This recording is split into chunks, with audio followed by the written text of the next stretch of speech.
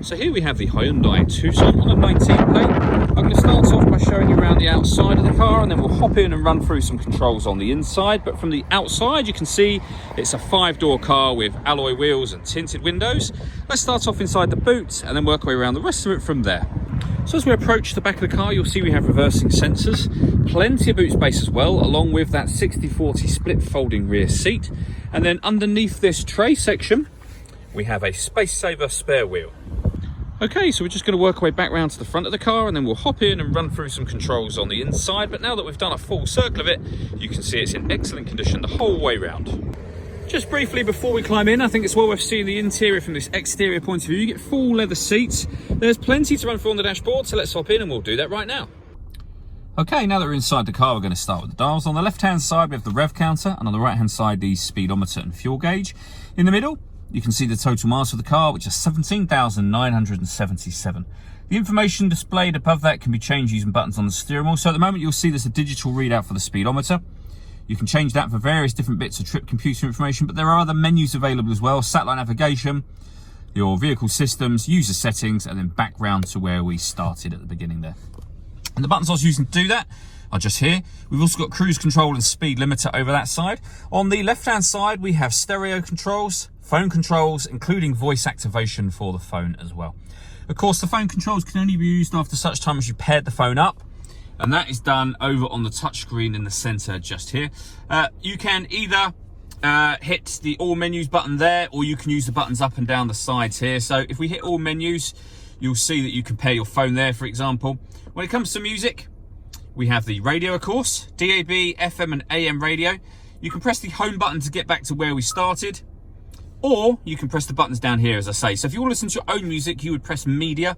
Now, nothing is connected at the moment, which is why it's grayed out. You can connect up an auxiliary device, a USB device.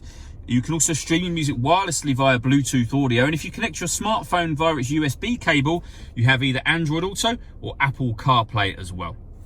On the next screen, you'll see we have satellite navigation. There's a full video that shows how that works that can be found both on our website and also on our YouTube channel. And on top of all of that, we also have a full color reversing camera with guidelines showing you what direction the car is headed in relation to the image that you see on the screen as well. So it does make it very easy to park. Working our way down, we have dual zone climate control. So you can adjust the passenger and driver temperatures, the fan speed up and down.